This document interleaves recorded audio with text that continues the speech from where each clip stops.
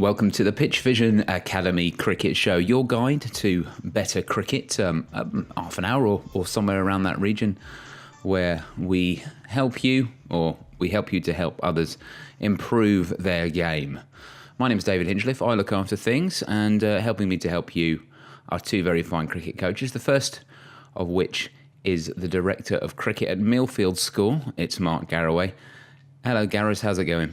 Yeah, good, thank you. It's a bit damp, isn't it? A bit grizzly, but no, it's been as always. Yeah, it's been okay. I've watched quite a lot of cricket in the rain recently, which puts a different slant on it. I've become a fan of these like little tents that the parents put up and sit under. They're like they're good, I've seen those. Spectator shelters.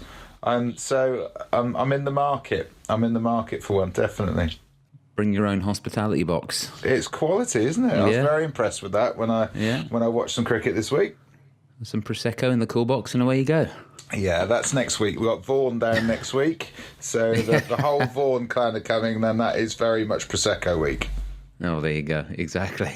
Living the glamorous lifestyle. Yeah, we haven't had any cricket here for quite a long time. 12 overs in the last 3 weeks. And it's quite annoying. But yeah, it's nice weather today, so hopefully we'll get some cricket in soon enough. While we were not playing cricket for 3 weeks in a row, one of our student players went home to Kent and managed to sneak in 10 games in 3 weeks. So he's done pretty well there. Well done. Great effort. Yeah, well done to you, sir. Second, who I've been ignoring so far, but we'll bring him into the conversation now. It's the head of cricket performance at Portsmouth Grammar School. It's Sam Lavery, back from your travels, Lavers. Yeah, back last night. Lovely 2.5 weeks of exploring a few new places, going and revisiting a few old ones, and watching a bit of sport, and watching a bit of cricket on the TV as well in the evenings, which times quite nicely. It seems to be that when we were out in Australia, the cricket would kick off at 8 o'clock out there, so we'd watch the test match from out there and over dinner, and it would be a really nice experience. But fabulous for all the kids to get a bit of time in Hong Kong and travelling around Australia, playing some sport, meeting some great schools, and playing against some good kids. And did you pick anything up from your travels in terms of the way things are done in other sports or in other countries compared to the way that you've done things in the past? One of the things that did come up, and it's not necessarily something that I'm directly involved in, but it was good to see that from a rugby point of view. Our head of rugby was obviously leading the rugby section of the tour, and we were playing at one of the big schools in Sydney, and the school rugby competition in Sydney is renowned as probably the strongest in the world. And there are 8 teams or 6 teams in that kind of top league there, and they're regarded as being as good as anyone. But from what it looks like, the processes and the system and the fitness work and everything like that is actually pretty similar to what we do. It's just the way that the recruitment's done that's a little bit different, that allows them to do what they do, and also a little bit of extra time availability and things like that. But generally, on the whole, I think our head of rugby was pretty pleased that what we're doing is very much mirroring that of the best of our kind of age range, and hopefully we're looking for a few things that we can do that maybe they don't do. Yeah, it's always great to look in on other sports and see what you can find out there, even if you don't necessarily find anything that works directly. It's great to sort of have a look and think, I wonder if there are any applications here. Just gets the old mind ticking over, doesn't it? Yeah, and the other thing that was great was to see some of our guys who are good or strong cricket players out of their cricket environment. I spend all my time with them, seeing them play cricket, and a good chunk of those senior cricketers are also pretty adept senior hockey players or rugby players. So seeing them in that different environment, seeing how they behave, seeing how they prepare, and seeing how they fit into a completely different group was really interesting. So really enjoyable experience, and I hope, and I'm pretty sure that all the kids enjoyed it just as much, if not more, and got a load out of it, which would be our initial intention in the first place. Let's get some readers' questions answered now, listeners' questions. I say readers because questions, the way this works is that questions are sent in by people who listen to the show, of course, but also by people who read the PitchVision website at pitchvision.com. We don't discriminate here. However you want to get a question to us, we'll do our best to answer it. And then the best question of the week wins a prize, which is an online coaching course from PitchVision Academy at pitchvision.com. And if you want to send a question in to us for future shows, you can do that by emailing coach@pitchvision.com, or you can get in touch with us using social media, which we'll tell you about towards the end of the show. First person who's got in touch with us this week is Ben. And Ben says, how important is it to have a bent front leg when defending the ball? Yeah, ideally you want to have that, and for a number of reasons. It helps you to get a closer distance, particularly against seam, I would say, between your back contact and your body weight and your centre of gravity. So by doing that, having that centre of gravity nice and close, you've got your head nice and close, so you're not on the stretch really with your hands, because when we stretch on the hands, that's when we push it hard. And it's been interesting to watch this series between England and South Africa, where the ball has done a little bit, and it's been commented on regularly by the Sky team and also by the Test Match Special team, which includes people like Michael Vaughan, Graham Swan, Graham Smith in this series, Ed Smith, who have all picked up on the fact that there are a number of players who push forward with hard hands, and that often comes from having a straight front leg when you're defending. So Keaton Jennings being a classic example in the last couple of weeks, versus somebody like Joe Root, who plays forward and bends his front knee a little bit more regularly, and as a result has softer hands. The best example in world cricket presently is probably Kane Williamson, who does that fantastically well. So bending into the ball, takes his body weight close to the ball, takes his head close to the weight of the ball, but also you have that sort of bent arms position as opposed to a straight arms position, which is often associated with soft hands. So I think it's really important, particularly against seam. Yeah, I think what I've heard a lot of commentators say is that sort of an offhand comment about blaming bowling machines, and how, because you're getting a reliable feed and you are, you're able to hit the ball on the up, because, often with the bowling machine you're indoors and, you're getting flat wickets and a predictable delivery, that you can play your drives with confidence and not have to worry too much about getting your weight forward too much or playing the ball later. You can play the ball earlier and still get away with playing a booming drive. Do you think, Lavers, that maybe there's something in that, if the type of practice that you have can affect the way that you play if you're not careful? Oh yeah, I'm sure it can do, and ultimately we want to be rounded cricketers, and we want to have a wide range of skills, and to achieve that we do need an amount of variability in our practice, and we do need to look at approaching the same type of shot in different ways, and there's definitely a place for that high volume, high repetition practice, which is going to be really useful in technical development for a lot of people. And I think everyone has their own opinion on what works for them, but I think for most people there's going to be an element of that is going to be helpful, whereas ultimately at some stage that's going to have to transfer out onto a pitch where not every ball is in the same place, and not every ball is going to come exactly the same speed or to have exactly the same trajectory through the air. And so then progressing onto that varied environment is something that you need to do. It is odd that the bowling machine does take the criticism, because I think it's more the surface that is actually the result. You put a bowling machine on a grass surface and people won't play that way. Because there's an amount of variability, so the bowling machine does get a bit of stick when it's not really responsible. It's the indoor floor that's the main reason for it, because get someone bowling a length ball and they get punched back down the ground, don't they? Get a spinner bowling indoors, and it's, even if it is turning a bit because the speed's so consistent, someone gets down there and puts their hands through it, and it is the surface more than the machine, in my opinion. And the machine's extremely valuable, and we use them a lot in our development throughout the year, and particularly so in the early stages of the winter. But again, it's a good opportunity for people to simply hit balls at other times of the year as well.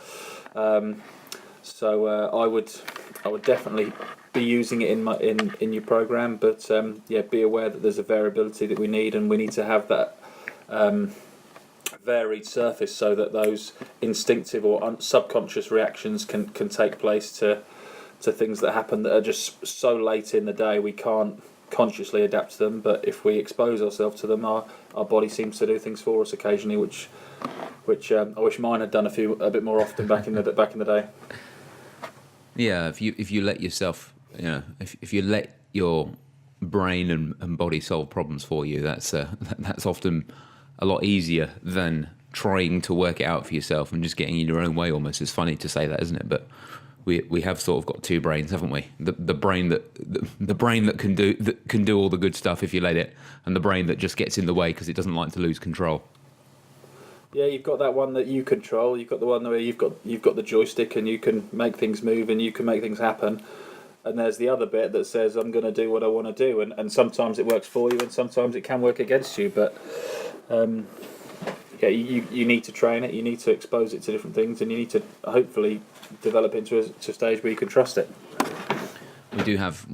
We have indoor nets with a concrete surface, so we do have there's a little shorthand thing that has developed since I've been at the club, which is, that was a net shot, and it's come from the players. Someone's batting and they'll hit a booming drive on the up, against a bowler who's bowling a relatively slow pace and not moving the ball around much, and they hit it on the up, and then they immediately, especially if it's a decent batsman, he'll just say to us, "Oh, that was a net drive, wasn't it?" And you sort of, "Yes, it was." Yeah. So remember that just because you can play a really nice shot out the middle of the bat in the nets doesn't mean you're going to do the same thing, on a wet one in North Glasgow. Yeah, good luck with that. Just on that front leg stuff as well. I think it's another. When we talked about having straight front leg in the past, haven't we, for generating power, and it's something that's going to increase the power output. So if you bend the front leg, it's working the opposite way, and having that ability to absorb the pace of the ball and absorb the energy that the ball is creating as it travels and hits the bat, so that you can keep the ball close to you and drop it towards point, and it's just rolls 3 or 4 steps rather than 10 or 15 steps, and you scamper that single because he's got to run in 20 yards, is a really valuable way of defending. And sometimes you want to defend and you want to keep the ball as close to you rather than trying to whack the ball 80 yards, 90 yards out of the ground. So it's another method, or that joint there is another thing that's going to absorb a bit of that energy and keep the ball nice and tight to you so you can get down the other end. So what we're saying is it helps. Yeah, it definitely does. That is for sure. And front leg helps. Yeah. But I always think it's a bit of a... You don't want to necessarily work on it specifically. It's almost like, well, if you're doing it right, if you feel like everything's going right, then it happens, and it's sort of an indicator of success rather than something that you want to actively work towards, right? You sort of, if you do the right kind of training against the right kind of bowling and the right kind of thing, that's something that happens. Exactly right.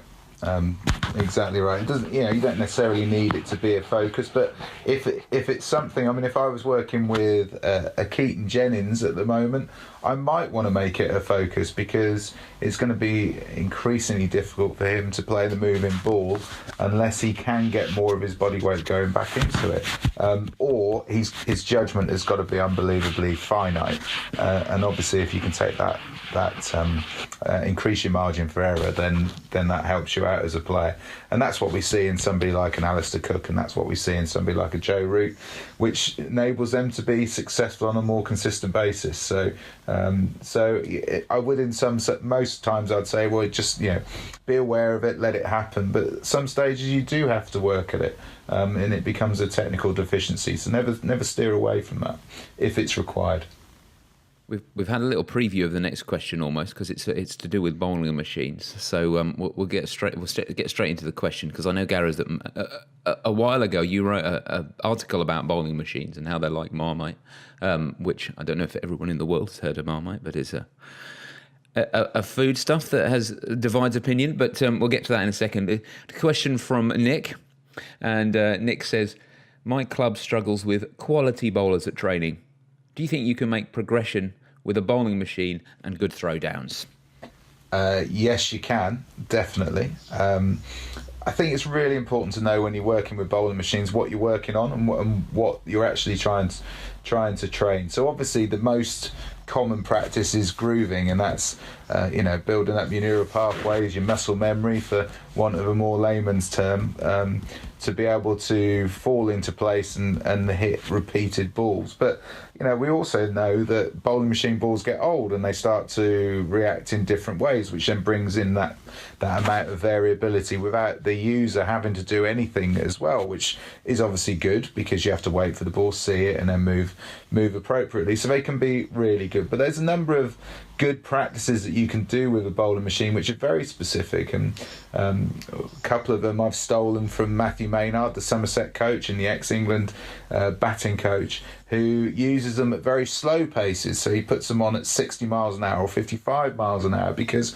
often one of the challenges that batters face is waiting for the ball, isn't it? I mean, how many times do we talk to players and how many times do we see players reaching for the ball, not letting it finish its journey towards the batsman? So he puts it on at slow paces and really building up that discipline of waiting for the ball. He rarely works in that nice zone of 65 to 75 mile an hour, which most batters, if they want to just hit some balls, will tend to put the bowling machine on at that pace because it's pretty comfortable. So he'd operate at the lower range and he'd operate at the higher range. And obviously when you're operating at the higher range, you're bringing in reactions because the time that you've got to be able to play the ball is so much less. So I think they're two fantastic methods of using the bowling machines. One, to let the ball come onto you, to get into the habit of waiting for that ball, and secondly to really get your reactions going. And when you do your reaction stuff, get the ball away from the batter to start off with, so they can almost stand there and just let these balls go past, even if it's on 90 miles an hour, because I can tell you now that the first ball that goes past you at 90 miles an hour way outside off stump is going to feel quite threatening, and by the time you get to your 100th ball of it going outside the line of your body, it's going to become more comfortable because you're going to become exposed and accustomed to it. And then at some stage, just say to the batter, whenever you're ready, try and play a shot at it, try and hit the ball. And it's amazing how quickly people are able to play shots against that in a fairly convincing fashion, even though the velocity of the ball is much more than they've been previously exposed to. But we've got to be safe with them. But the biggest downside to bowling machines presently, and this is where something is beginning to happen on this, is the fact that we don't use cricket balls. I mean, one of the most unique things about our sport is that seam, that bit of string that goes around the ball, which makes it deviate off the pitch, whether it be a spin bowler trying to orientate that seam against the pitch to get the ball to break off the wicket, or whether it be a fast bowler who's trying to get that seam to go down the wicket so it hits the pitch at a canter and deviates in another way. And that's the biggest challenge with conventional bowling machines for me, is that the fact that the latest movement is the most dangerous one, and that's often seam movement, and we don't get to simulate that. But now there is a bowling machine that's coming out called Cricketack, which uses cricket balls and also gives you a full vision of the ball coming down the tube, so it helps people to get into those rhythms and timings, which a lot of people struggle with when they're playing against bowling machines. And you can get the ball to swing in conventional fashions because you're using cricket balls, and you can get the ball to seam, so it's much more realistic, particularly when playing against pace. So that's an exciting thing. I'd keep an eye out for that, and then all of a sudden you're simulating a cricket ball hitting the bat, a cricket ball hitting the pitch, which is as close as you're going to get to the real thing. So they can be useful. But going back to your question, bit of bowling machine, yes, some throwdowns. I'd really encourage people to have a look at the sidearm. We have a scheme at school where people are allowed to practice into an open net with no batter with a sidearm, and when they're able to hit a length, bowl a bouncer and hit a Yorker in 3 consecutive balls times 2 to make an over, then they are signed off and ready to be able to bowl and throw at their mate using a sidearm. And they are fantastic practice because we get the opportunity to read the visual cues of the thrower or the bowler that's using them, and often the accuracy is so much better because we're not having to hoof the ball down the other end. We can just ease the ball down the other end, and the extension of the sidearm arm gives you that range of motion which pulls the ball through at a rapid rate of knots for seamers. So it's a fantastic thing. It's not just for coaches. I would encourage, if you've got a birthday coming up for your son or your daughter that's playing cricket and they're keen to develop their game, get them a sidearm, get them and their mates to learn to use it properly in a safe way, and then they can practice to their heart's content, where you're picking up those cues and you're using a cricket ball, and it can be fantastic practice. So there's my 3 methods.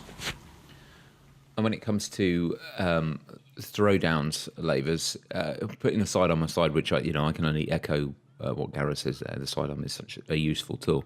But if you are only getting throwdowns, what's some good sort of advice that you can give to someone who's either giving throwdowns or getting throwdowns that will help them get the most out of it? Well, again, they're going to allow someone to judge that line and length and speed of delivery, so that there is real value in it. And they're also going to see a ball coming out of a hand, and yes, it's a bent arm, but it's still seeing a ball coming out of a hand, and it allows them to get that timing and synchronisation of their movements with that of the bowler or in this case thrower. I guess it depends on what you're wanting to work on, and we need to consider the pace of the throw. So depending on who you've got, you might want to adjust that length of the pitch. And a lot of the time when we do throwdowns, we'll probably do it from about 15 or 16 yards with a two or three step run up and try and drive it down with a bit of pace there. But similarly, throwdowns can still be bowling spin and throwing off spin, things like that, which are really, really valuable, and it allows people to generally change that angle of delivery, or that sort of angle of rotation of the ball a little bit more with a little bit of skill. A bit like with the sidearm, if you can learn a little bit of skill in throwing some spin, then you can become a really valuable person to have in training, because you can throw an arm ball, you can throw an off spinner, and you can probably throw a top spinner, and you might even be able to do that little bit extra and get it going the other way a little bit as well. So having that skill as a thrower is really important to the group, or can be really valuable to the group. And obviously, as a batter, having someone who can work with you like that is a big advantage. I think that recently we started to. I'm trying to think when we did this now. It's probably a year or so ago. We started to start a lot of sessions with 5 or 10 minutes of throwdowns, and it's just rotating through a little cycle of different shots. And finish with a little bit of variability, and it just gets everyone moving. It's a good little warm-up activity. Everyone gets to hit some balls, so the bowlers are also in there getting some batting done as well. Probably takes 10 or 15 minutes, but when you get into those sessions, when you're kind of halfway, 2/3 through the season, and the sessions become seemingly that little bit longer, it's a good way to chop 15-20 minutes out at the start of the session and do something pretty valuable. And again, as Gareth has mentioned previously, you're using a cricket ball, so there's that little bit of variation in there. You're probably going to be using a dozen different cricket balls as you're doing throwdowns, because you'll have a bag of balls with you, and being able to respond to each one and if possible try and learn how each one behaves is another really, really useful skill, and something that people overlook quite a lot is how to learn about what's going to happen and see if you can pick out what's going to happen from the hand before it actually does. And with a throwdown, you can be doing that. You can be looking for the bowler's grip. You can be looking for where the seam is in relation to their fingers and how it's like to come out, which obviously on a bowling machine there aren't any cues for you to assess. So a throwdown does give you a bit of added value there. And I suppose what we're saying as a sort of overarching point is that the method is not as important as the way that you go about training, and the way that are you challenging yourself, and are you looking to develop something, and are you focused on something, rather than, as you said a little while back, Gareth, if you put the bowling machine at 65 mile an hour, say, can you give me out swinging half volleys, please? Put it on one swing, and then you hit 2 buckets of those, and then you think, oh great, I'm a good nick. Look, I hit most of them pretty well. That's you're not really challenging yourself there, are you? But if you're challenging yourself, you're trying to focus on something, and then you're using the tools at your disposal in order to improve that thing, then you're going to get better. And then it's almost like the tool doesn't matter as much as the focus, right?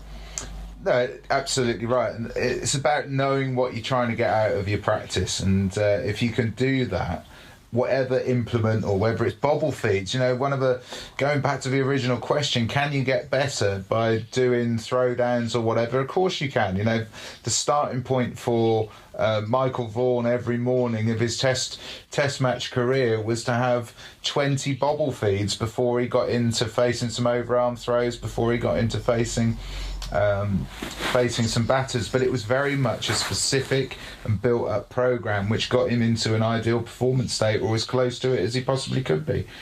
So have a real idea of what you're doing. It was interesting watching Brendan McCullum on a recent video talking about his practice methods, and he had some drills called contrast drills, which are really sharp back foot, front foot and pull drills, where he's challenging himself, where a feed is very, very close, only hitting tennis balls, but the ball's coming from a very short distance. And if he hits sort of 50% in the middle, then he's pretty happy. It starts to get the body moving, and then all of a sudden he can go to his more conventional sort of stuff. Every time I hear a top quality player talk about their drills, they're different drills, but the specificity and the focus that they have and the understanding of what they're trying to get out of each of a drill is there. And if as amateur players or aspiring professional players can take on some of those things around specificity and focus, and being really aware of what you're trying to do and why you're trying to do it, then I think we'll all benefit from that.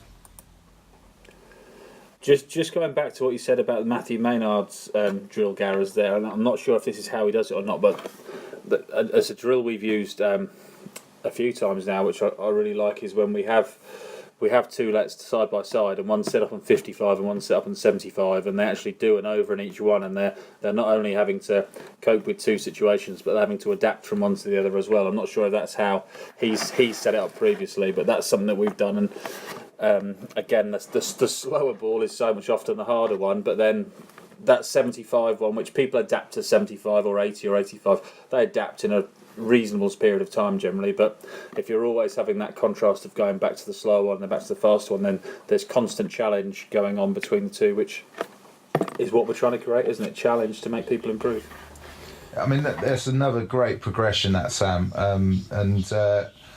Again, you've got real idea about why you're doing that drill, and that's really important. Another drill which I featured is the up and up drill, where you start at a fairly comfortable pace, and every time somebody hits two good shots or makes two good decisions consecutively, you put the speed up by 1 mile an hour, and then you stop the drill when you make an error or get bowled or get caught by setting your field. And it's something I do with one of our youngest players, a 14-year-old called Jamie Baird, is somebody that I do this with regularly, and he works from 60 mile an hour all the way up to 90 mile an hour, and he's been doing that for the past 7 months, and being able to deal with that on a regular basis. His batting's gone through the roof, but he's ready for that now. Even though he's only 14, he's ready for that.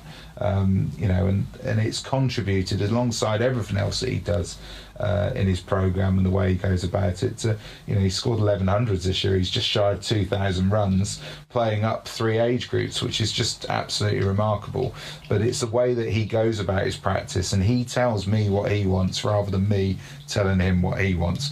And that's a great way to be at 14. I certainly wasn't like that is for sure. Oh, if you can get young players who tell you what they want, and what they want is a challenge, and they're going to tell you something that's going to challenge them, that's fantastic. Because as David said previously, a lot of the time people will tell you what they want, and what they want is an easy ride for half an hour, isn't it? Rather than someone who's going to come in and challenge them and make life tough, but give them something that's going to make them better. So when you got someone like that, it's a pleasure to work with. Going back, going away from the question, but it's part of the question as well, is Joe Root, when he had his first ever session with Kevin Sharp up at Yorkshire, when he was a kid, I think he might have been 12 years old, something like that. He watched a session that Kevin Sharp did with Anthony McGrath, who was batting 4 for Yorkshire at the time, where they did a short ball session. And Joe Root was up on the balcony, and he's watching it headingly, and walks down, and Kevin Sharp said, "Oh, nice to meet you. My name's Kevin. I hear you've been going well in your age group stuff." And he said, "Oh, no, thanks very much." And Kevin said, "So what do you want to do today?" And most, 11, 12-year-olds will probably look at you a bit blankly and go, "Well, I don't know, what do you want to do?" But he turned around and said, "I want to do exactly that session." And Sharpie was a bit taken back, well, if I do that, I'm likely to kill you, sort of thing, or I'm likely to. He said, no, I want exactly that, and I want you to go as hard at me. And Sharpie said he threw the first ball in, and he reckoned for 7/8 of a ball's journey, it is just a bouncer that's going straight towards this 11-year-old's batting helmet. And then he got out of the way of it and had this big smile on his face, and that is what's fueled Joe's rapid rise and now sustained performance in Test match cricket. And it doesn't matter whether he's doing throwdowns, whether he's doing underarm drills, whether he's doing sidearm, or whether he's doing bowling machine. There's always a purpose to what he's doing. He knows why he's doing it. So all of these things can work. There's no right or wrong way about going about it. As long as you know why you're doing it and you have a good focus, you can't go too far wrong. And that is just about all we've got time for on the show this week. We are going to head off, but before we do that, there's just one more thing that we need to sort out, and that's the winner of this week's competition. The online coaching course from PitchVision Academy at pitchvision.com is up for grabs, and the two questions were Ben's question about a bent front leg and Nick's question about quality bowlers and making progress with a bowling machine and throwdowns. Which one did you prefer this week, Gareth? Well, I thought they were both brilliant questions. And Ben, you've been very unlucky here, mate, because Nick's question probably got the most thorough answer that we as a group have ever come up with. So purely because of our performance, as well as a brilliant question. Well played us. I thought we were outstanding this week, lads, on that one. So Nick's question wins, but Ben, you are very unlucky because your question was awesome as well, bud. Yeah, credit where it's due, lads. We've done absolutely brilliant this week. We were outstanding, lads. Oh, God. Massive slaps on the back for us all. Okay, well, if anyone's still listening after that ridiculousness, Gareth, They're all gone. And they wanted to send in a question to us so we could be more self-congratulatory next week. How could they get in touch with the show? They could give us a call on 0203 239 7543 or drop us an email on coach@pitchvision.com. Yes, indeed, you can do that. And you can also contact us in lots of other ways. Social media, of course. PitchVision.com is the way to go to message us through the PitchVision system. You can just get a free account there and do that. Find PitchVision Academy on there. If you want to get in touch with us through other social media, we're on Facebook, facebook.com/PitchVision Academy, and Twitter @PitchVisionAcad. If you want to listen to the show every week, you can do that by subscribing. That's free, and you can do that in any podcast app. Just do a search for PitchVision Academy in there. You'll find us. Tap or click on subscribe, and away you go. And if you want to get old show notes or download old shows or have a look at streaming the shows, you can do all that kind of thing as well through the PitchVision website, pitchvision.com/academy, and click on the podcast link for all the details there. That's all for this week. We hope you listen next week, but until then, have a good week. Cheers, Gareth. Cheers, Lavers. Cheers, guys. Thanks, guys.